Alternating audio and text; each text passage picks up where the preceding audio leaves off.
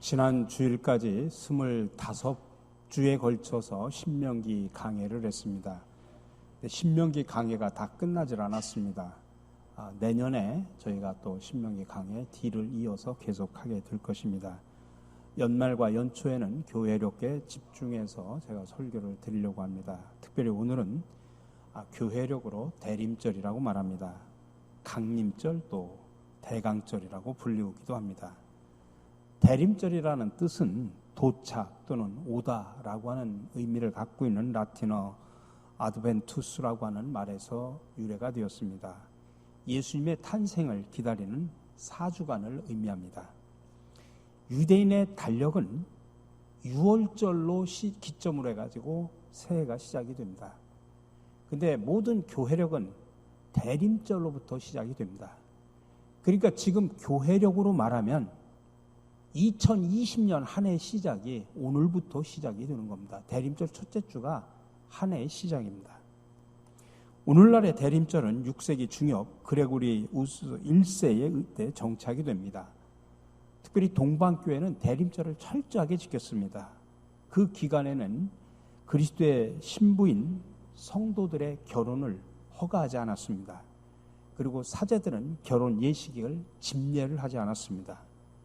로마 카톨릭 서방 종교 또한 이런 전통을 공유하고 있었고 대림절을 그 어떤 절기보다도 가장 중요하게 여겼습니다. 이 대림절이라고 하는 뜻은 기다릴 대자라는 말을 써서 그리스도의 탄생을 기다린다고 하는 그런 의미를 가지고 있습니다. 그래서 강림절이라고 하는 것은 예수님의 탄생을 기다린다는 의미를 제대로 살리지 못하는 단어다라고 말하기도 합니다. 어쨌든 대림절은 단순히 2000년 전에 이 땅에 오신 예수님의 탄생을 기념하는 것으로만 그치는 것이 아니라 구세주의 탄생을 기다렸던 그 마음 그대로 다시 오실 예수 그리스도의 재림을 또 기다리는 것입니다. 우리가 성탄절이 가까이 올수록 교회보다 옷색 찬란한 백화점과 다양한 쇼핑몰들에 많은 사람들이 몰려들고 성탄절이 마치 무슨 산타클로스 생일인 것처럼 변질되어 가고 있는 이때에 구주 예수 그리스도의 탄생을 우리가 고대하며 기대하는 이 대림절의 의미를 다시 한번 깊이 생각하고 묵상을 해야 됩니다. 오늘의 본문인 마태복음은 정확하게 말하면 마태가 전한 복음이다 이렇게 말을 해야 됩니다. 마태는 예수님의 제자였습니다. 마태가 예수님을 만난 것은 마태복음 9장 9절에 아주 짧고 간결하게 기록을 하고 있습니다. 예수께서 그곳을 떠나 지나가시다가 마태라 하는 사람이 세관에 앉아있는 것을 보시고 이르시되 나를 따르라 하시니 일어나 따르니라. 이 마태가 기록한 성경에는 예수님은 그 길로 마태 집에 가서 함께 식사를 한 것으로 기록되어 있습니다. 그 자리에 마태는 자기 동료들을 초대를 합니다. 그래서 많은 세리들과 죄인들이 와서 같이 식사를 합니다. 그러자 사람들은 예수님을 아주 신랄하게 비판을 합니다. 그 말씀 속에서 우리는 그 당시에 사회 관습의 한 단면을 보게 되는데 그 당시에 죄인으로 취급되는 부류의 사람들이 있었는데 그 중에 한 부류가 세리였다는 것입니다. 세무서에서 일하는 공무원들입니다. 로마 정부에 빌붙어서 동족들을 착취한다고 그렇게 생각을 했던 모양입니다. 성경에 나오는 대표적인 인물로는 여리고에 살고 있었던 삭개오라는 세무서 소장이 있었죠. 마태는 그런 사람이었습니다. 당시 세무의 공무원으로서 사회 관습에서 죄인으로 취급받는 사람이었습니다. 근데 이상하게도 그가 기록한 이 복음서에는 자기 자신에 대한 이야기는 더 이상 나오질 않습니다. 생각 같아서는 자기 이야기를 더 많이 하고 싶었을 텐데 마태는 자기 이야기에 대해서는 침묵하는 대신에 다른 사람들의 이야기를 더 많이 기록을 합니다. 아마 그는 자기와 같은 잃어버린 사람들의 이야기를 쓰고 싶어 했을지도 모릅니다. 그러면 마태가 그의 복음서를 기록한 목적이 뭘까요? 여기에 대해서 마태 자신은 아무 말도 하질 않습니다. 그러나 그가 복음서를 기록했다고 하면 분명히 무슨 목적이 있었을 것입니다. 그 목적을 알기 위해서 우리는 몇 가지 사실에 주목할 필요가 있습니다. 마태복음은 다른 복음서에 비해서 유난히 구약 성경을 많이 인용을 한다고 하는 것을 보게 됩니다. 그렇다면 마태는 다른 사람들보다도 특별히 유대인 기독교인들을 염두에 두었을 가능성이 많습니다. 그리고 그의 복음서 첫 장 첫 절에 나오는 것처럼 다윗의 자손이라고 하는 메시아 칭호가 많이 등장하는 것으로 봐서 그는 예수 그리스도가 바로 우리 민족이 기다렸던 메시아라는 사실을 자기 동족인 유대인들에게 밝히고 싶었을 것입니다. 우리가 흔히 설교학에서 그런 말을 합니다. 설교자들에게 가장 중요한 것은 뭐냐면 설교 시작 딱 5분이 가장 중요하다라고 이야기합니다. 그 5분 안에 설교를 듣는 사람들의 마음을 사로잡지 않으면 그 설교는 실패한다는 이야기입니다. 어느 정도 사실인 것 같습니다. 여러분 소설이나 영화를 보더라도 시작이 재미없으면 보는 사람들의 관심을 잘 끌 수가 없습니다. 이런 관점에서 본다면 마태복음은 사람들의 관심을 끄는 데는 실패한 복음서라고 볼 수 있습니다. 왜냐하면 마태복음 첫 장 첫 절부터 지루한 족보의 이야기가 나오기 시작을 합니다. 근데 족보는 신약 성경에만 나오는 건 아닙니다. 물론 구약 성경에도 족보 이야기가 있습니다. 창세기 5장에 보면 3절 8절에 이렇게 나옵니다. 아담은 130세에 자기 모양 곧 자기의 형상과 같은 아들을 낳아 이름을 셋이라 하였고 아담은 셋을 낳은 후 800년을 지내며 자녀들을 낳았으며 그는 930세를 살고 죽었더라. 셋은 105세에 에노스를 낳았고 에노스를 낳은 후 870년을 지내며 자녀들을 낳았으며 그는 912세를 살고 죽었더라. 계속 또 족보 이야기가 나옵니다. 근데 이 마태복음에 나오는 족보와 이 창세기에 나오는 두 족보를 비교해보면 그래도 마태복음 족보가 좀 낫습니다. 마태복음 족보는 누가 누구를 낳고 누가 누구를 낳고 이야기하지만 이렇게 사람을 낳는 족보지만 창세기에 나오는 족보는 누가 몇 살을 살고 죽었더라. 누가 몇 살을 살고 죽었더라. 사람이 죽는 족보 이야기입니다. 그래서 어느 분은 그런 말을 합니다. 창세기의 족보는 죽음의 족보고 마태복음의 족보는 생명의 족보다. 로마서에 이런 말이 있습니다. 한 사람의 범죄로 말미암아 사망이 그 한 사람을 통하여 왕노릇하였은즉 더욱 은혜와 의의 선물로 넘치게 받은 자들은 한 분 예수 그리스도를 통하여 생명 안에서 왕노릇하리라. 창세기에 나오는 족보는 아담의 족보인데 그 족보는 죽음의 족보, 사망의 족보입니다. 그리고 마태복음의 족보는 예수 그리스도의 족보인데 그 족보는 사람을 살리는 생명의 족보입니다. 근데 죽음의 족보 가운데도 우리가 자세히 읽어보면 에녹이라는 사람이 독특하게 등장합니다. 창세기 5장 21절에서 24절에 보면 에녹은 65세 무두셀라를 낳았고 무두셀라를 낳은 후 300년을 하나님과 동행하며 자녀들을 낳았으며 그는 365세를 살았더라. 에녹이 하나님과 동행하더니 하나님이 그를 데려가심으로 세상에 있지 아니하였더라. 창세기 족보로 말하면 에녹은 365세를 살고 죽었더라 이렇게 표현해야 되는데 365세를 살았더라. 에녹이 하나님과 동행하더니 하나님이 그를 데리고 가심으로 세상에 있지 아니하였더라고 독특하게 설명합니다. 놀라운 것은 이렇게 죽음의 족보 속에 유일하게 죽음을 보지 않은 한 사람이 있었다라고 하는 것입니다. 에녹은 하나님과 동행했다. 하나님과 함께하는 인생을 걸었다. 그 결과 그는 죽음을 보지 않고 생명의 세계로 막바로 옮겨졌다. 그렇게 표현하고 있습니다. 하나님은 이렇게 죽을 수밖에 없는 운명의 사람들에게 항상 살 길, 생명의 길을 마련해 놓으셨습니다. 그래서 성경을 읽어도 그냥 막 읽어버리는 사람에게는 그 길이 감춰져 있지만은 진지하게 그 말씀을 읽는 사람들에게는 그 길이 보이도록 하셨습니다. 그래서 우리가 성경을 읽으면서 하나님의 구원의 역사에 주목하는 사람들은 항상 하나님이 마련해 놓으신 살 길을 찾게 됩니다. 여러분, 노아 홍수 때 땅에 있던 수많은 사람들이 다 죽었습니다. 그런 중에도 하나님은 유일하게 살 길을 마련해 놓으셨습니다. 하나님은 그 길을 노아라고 하는 의인이요 당대 완전한 자였고 하나님과 동행했던 사람을 통해서 보여주셨습니다. 여러분 기억하십시오. 우리가 믿는 하나님은 우리의 죽음을 기뻐하시는 하나님이 아닙니다. 하나님은 하나님과 동행하고 하나님과 교제하는 사람을 기뻐하신다는 사실을 기억하시기 바랍니다. 오늘 마태복음에 나오는 이 생명의 족보는 예수 그리스도의 족보입니다. 이 족보가 중요한 것은 죽음의 족보가 어떻게 생명의 족보로 옮겨갈 수 있는지를 보여주기 때문입니다. 구약 에녹에게서 살짝 드러나 보였던 생명의 살길은 예수 그리스도를 통해서 이루어집니다. 그래서 오늘 본문을 통해서 예수 그리스도 족보의 특징을 몇 가지 살펴보면서 함께 은혜를 나누고자 합니다. 첫 번째로 예수 그리스도는 아브라함과 다윗의 혈통을 잇고 있는 족보입니다.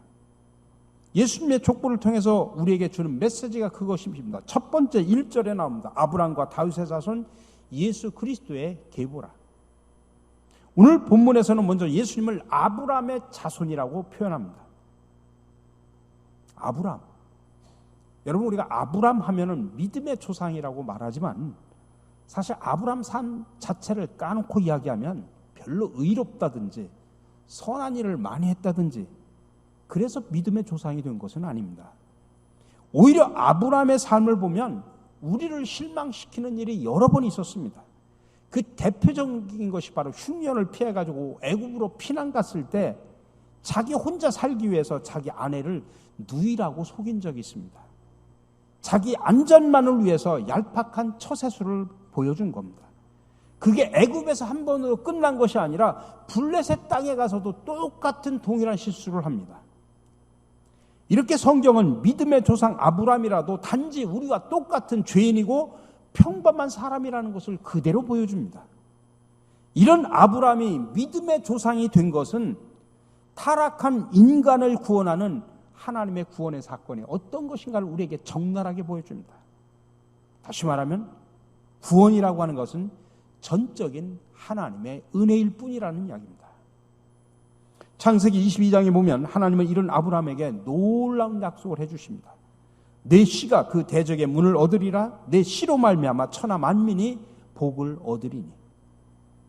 그래서 아브라함의 자손이 사탄을 꺾고 온 세상을 구원할 것이다라는 것을 약속해 줍니다. 내 씨가 내 씨로 말미암아. 이게 바로 아브라함의 자손을 말하는 것입니다. 또 본문은 예수님을 다윗의 자손이라고 말합니다. 구약성경 사무엘하에 보면 나단 선지자를 통해서 다윗의 자손 중에서 메시아가 나올 것을 예언합니다. 또 이사야 11장에 보면 이새의 줄기에서 한 싹이 나며 그 뿌리에서 한 가지가 나서 결실할 것이라고 말합니다. 이새가 누굽니까? 다윗의 아버지죠. 그래서 사도 바울은 로마서 1장 3절에서 예수 그리스도를 소개하면서 뭐라고 표현했냐면 육신으로는 다윗의 혈통에서 난 자라고 표현합니다. 근데 여러분, 다윗의 자손이라고 하면 우리는 그렇게 생각하는데 예수님이 살았던 그 당시에는 다윗의 자손하면은 뭐라고 생각하냐면 메시아라고 생각을 합니다. 메시아를 말하는 하나의 관용어입니다. 그래서 많은 사람들이 예수님을 다윗의 자손이라고 말하는 것입니다. 그러므로 예수님이 아브라함과 다윗의 자손이라고 하는 말 속에는 두 가지 의미가 포함되어 있습니다. 하나는 예수님은 하나님께서 약속하신 대로 이 땅에 오신 약속의 자손이라는 것입니다. 하나님은 아브라함에게도 약속했고 다윗에게도 약속했습니다. 그런데 그 약속대로 이 땅에 예수님이 오셨다는 이야기입니다. 예수님이 이 땅에 오신 것은 우연한 사건이 아닙니다. 어쩌다가 태어난 게 아닙니다. 약속의 성취였다라는 것을 보여줍니다. 두 번째는 예수님이 아브라함과 다윗의 자손이라는 말은 하나님의 은혜가 죄보다 더 크다는 말을 우리에게 하고 싶은 것입니다. 아브라함과 다윗은 죄인 중에 한 사람입니다. 아브라함도 실수가 많았지만 다윗 역시 죄인이었습니다. 대표적인 죄가 자기 신하 우리아의 아내 밧세바를 범했습니다. 그것으로 끝나지 않고 그 죄가 발각이 날까봐 그 남편까지 최전방에 보내서 죽여버렸습니다. 그럼에도 불구하고 온 세상을 구원할 구세주가 그렇게 모자라고 죄 많은 아브라함과 다윗의 자손으로 이 땅에 오셨다고 하는 것은 하나님의 은혜가 얼마나 큰지 우리에게 보여주는 것입니다. 여러분, 성경은 결코 사람을 미화시키지 않습니다. 그냥 사람들의 죄를 그냥 적나라하게 그대로 보여줍니다. 성경 같은데 그 좀 정말 입에 담지 못한 인간의 죄는 좀 감춰주시지. 안 그렇습니다. 저도 그런 생각을 할 때가 많습니다. 목사인 제 자신을 돌아보면 정말 이렇게 형편없는 놈이 있을까? 어떻게 나 같은 사람이 목사가 됐을까라고 반문할 때가 한두 번이 아닙니다. 어떨 때는 나도 모르게 내 안에 불쑥불쑥 일어나는 그런 죄성을 제 자신이 어떻게 할 수가 없습니다. 여러분들도 마찬가지일 것입니다. 우리 모두는 다 죄인입니다. 그런데 하나님은 이런 죄인인 저와 여러분들을 통해서 하나님의 뜻을 이루시고 교회를 이루게 하시고 하나님의 거룩한 일에 사용하신다는 사실입니다. 예수님은 모자라는 아브라함과 죄인인 다윗의 자손으로 이 땅에 오셨습니다. 왜냐하면 인간의 죄와 허물보다도 하나님의 은혜와 사랑이 훨씬 더 크기 때문입니다. 그러므로 마태복음 첫머리에 나오는 이 예수님의 족보는 죄보다 더 큰 하나님의 은혜를 지금 우리에게 보여주고 있는 것입니다. 인간의 연약성에도 불구하고 하나님의 구원의 역사는 계속되고 있다는 사실을 보여주고 있습니다. 인간의 죄보다 더 큰 하나님의 은혜, 이것이 예수님의 족보 속에 나타난 첫 번째 하나님의 뜻입니다. 두 번째, 이 예수님의 족보의 특징은 하나님은 자신의 뜻을 이루기 위해서는 온갖 부류의 사람들을 다 사용하신다는 이야기입니다. 오늘 말씀 속에 족보 속에 등장하는 사람들이 여러분 몇 명인 줄 아십니까? 무려 2000여 년에 걸쳐서 46명이 등장을 합니다. 근데 각 사람의 인격과 영성, 경험과 배경이 다 다릅니다. 아브라함과 이삭, 룻, 다윗처럼 믿음의 영웅들이 있는가 하면 라합과 다말처럼 평판이 좋지 않은 사람들도 있습니다. 헤스론, 람, 나손, 압킴, 이런 사람은 누군지 도대체 알 수 없는 그런 평범한 사람들도 있습니다. 므낫세, 아비야, 악명 높은 사람들입니다. 특히 이 족보에는 우리가 너무나 잘 알고 있듯이 4명의 여인이 등장하죠. 다말, 라합, 룻, 우리아의 아내입니다. 3절에 나오는 다말이 누굽니까? 시아버지 유다와 관계를 맺고 아들을 낳은 여인입니다. 라합은 여리고성의 기생입니다. 점잖게 번역해서 기생이지 매춘부입니다. 5절에 라합과 함께 나오는 또 하나의 여인이 룻이죠. 다른 사람에 비하면 그래도 현숙한 여인입니다. 그러나 룻은 모압의 사람인데 이방 여인이라는 뜻입니다. 유대인들은 이방인들을 철저하게 싫어합니다. 개처럼 취급하는 사람들입니다. 근데 그 이방 여인이 예수님의 족보에 실렸다고 하는 그 자체 하나만으로도 기적입니다. 우리아의 아내가 나오죠. 밧세바입니다. 다윗과 간통한 여인입니다. 여러분 참 보면 대단합니다. 하나님이 역사를 이루어 가시는 데 있어서 하나님은 아무런 제한을 받지 않으신다는 이야기입니다. 인간의 성공과 실패에 제한을 받지 아니하시고 인간의 충성과 불신에도 제한을 받지 아니하시고 심지어 인간의 죄에도 하나님은 제한을 받지 않으십니다.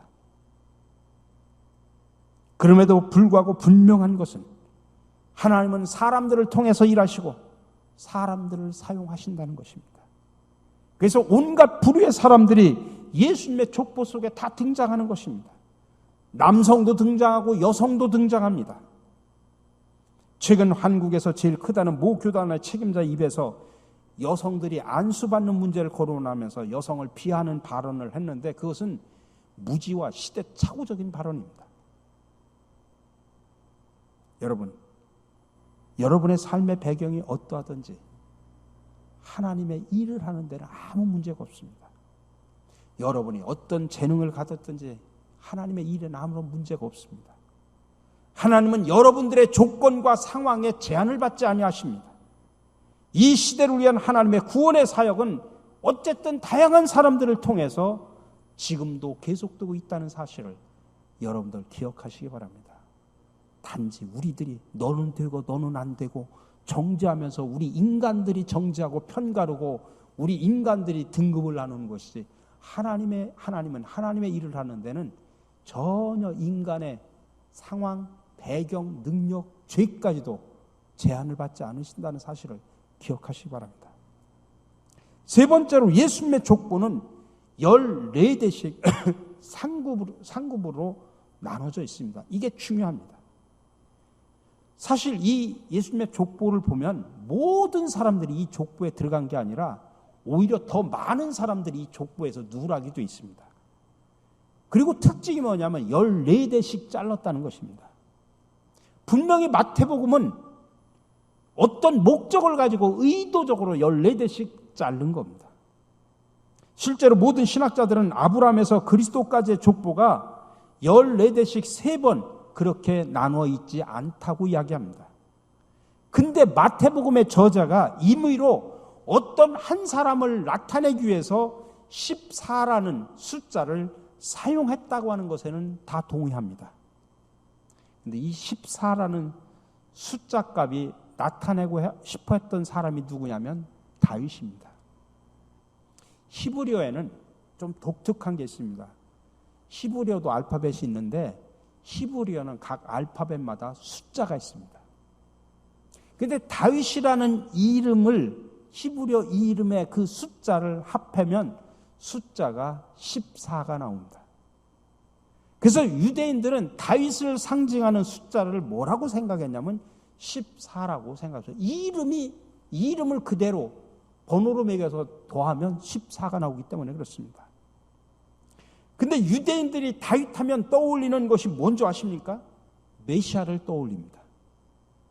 지금도 여러분들 그 이스라엘의 국기를 보시면 아시겠지만 이스라엘의 국기가 하얀 판에다가 가운데 별이 딱 그려져 있어요. 별 하나가. 그 별이 무슨 별인 줄 아십니까? 다윗의 별이에요. 옛날 메시아가 와서 옛날 다윗처럼 우리를 그렇게 위대한 나라로 만들어 줄 것이라는 걸 기대하면서 지금도 그들의 국기에다가 다윗의 별을 그려놨어요. 그리고 메시아는 성경에 따르면 다윗의 자손이기 때문에 다윗과 같이 이스라엘의 영광을 재현하고 그들을 세상에서 가장 강한 민족으로 만들 메시아를 기다리고 있었던 것입니다. 그래서 마태복음 1장 1절에서 마태는 예수님을 이렇게 소개하면서 족보를 기록하는 겁니다. 아브라함과 다윗의 자손 예수 그리스도의 계보라. 또 예수님을 메시아 즉 그리스도라고 생각하는 사람들은 예수님을 항상 이렇게 불렀습니다. 마태복음에 보면 계속 이런 단어가 나옵니다. 예수님께서 9장입니다. 예수님께서 거기서 떠나실 때에 눈먼 두 사람이 그분을 따르며 소리질러 이르되 다윗의 자손이야 우리에게 긍휼을 베풀어 주소서.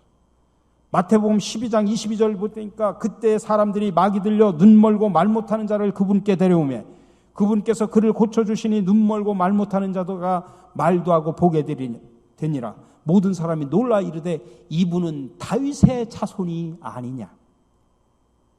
이것을 문자 그대로 받아들이면 다윗의 후손이 아니냐 그렇게 받아들일 수 있지만은 사실 그때 당시 유대인들은 뭐냐면 예수님을 다윗의 자손이라고 부른다는 말은 무슨 말이냐면 예수님이 메시아다라고 그렇게 고백하는 거나 마찬가지인 상징적인 표현입니다. 그러한 유대인들이 기다리던 다윗, 그 다윗을 마태복음은 무시를 해버립니다. 아까 말했듯이 마태복음은 유대인을 위해 썼고 예수님이 그리스도있음을 알리기 위해 썼고 특히 왕으로 나신 예수 그리스도라는 주제를 가지고 복음서를 썼습니다. 그런데 당시의 유대인들에게 왕과 그리스도의 이미지가 너무 강하게 다윗에게 있었기 때문에 이 마태복음은 다윗을 의도적으로 무시를 해버립니다. 자, 그래서 유대인들에게 자, 여기에 너희가 그렇게 고대하는 다윗에 관한 족보다. 그렇게 얘기를 해놓고 나서 다윗에서 여고나까지의 족보에 다윗을 한 세대로 취급하지 않고 확 무시를 해버립니다. 또 무시하는 아주 구체적인 대목이 나옵니다. 밧세바를 다윗의 아내가 아니라 우리아의 아내로 소개를 합니다. 6절에 보니까 이새는 다윗 왕을 낳으니라. 다윗은 우리아의 아내에게서 솔로몬을 낳고 족보대로 하면 다윗은 밧세바에게서 솔로몬을 낳고 이렇게 표현을 해야 됩니다. 근데 마태복음은 그렇게 표현하지 않습니다. 다윗은 우리아의 아내에게서 솔로몬을 낳았다고 표현합니다. 왜 마태복음의 기자는 족보에서 다윗을 이렇게 무시해버릴까요? 이것은 예수님을 당시 유대인들이 기다리는 다윗과 같은 메시아라고 그렇게 이야기하면 예수님을 제대로 알아볼 수 없기 때문입니다. 당시 유대인들은 다윗과 같은 메시아가 자신들을 로마의 압제에서 독립시키고 이스라엘을 이 땅에서 다스릴 최고의 강대국으로 만들어줄 것이라고 기대하면서 다윗과 같은 메시아 그렇게 말을 한 것입니다. 그러니 하나님이 계획하고 생각했던 메시아하고는 전혀 다른 반대의 메시아상을 가지고 있었던 것입니다. 솔로몬을 낳은 것은 밧세바였고 밧세바의 아내는 다윗이 아닌 우리아라고 그렇게 비꼬아서 강조함으로 인해서 그 책을 읽는 유대인 독자들에게 뭘 얘기하고 있느냐면 너희가 기다린 다윗은 완전하지 않아. 너희는 다윗과 같은 메시아를 기다려서는 안 돼. 그분은 너희가 기다리는 이스라엘을 로마에서 독립시키고 최대 강대국으로 만들어주는 다윗과 같은 메시아가 아니야. 근데 너희에게 진짜 왕, 진짜 다윗, 진짜 그리스도가 계시는데 그분이 너희를 위해서 이 땅에 오셨고 너희를 위해서 십자가를 지셨고 너희를 위해서 부활하신 창조주 예수님이야. 그 얘기를 지금 마태복음 족보에서 하고 싶은 것입니다. 여러분, 하나님의 말씀에는 오류가 없습니다.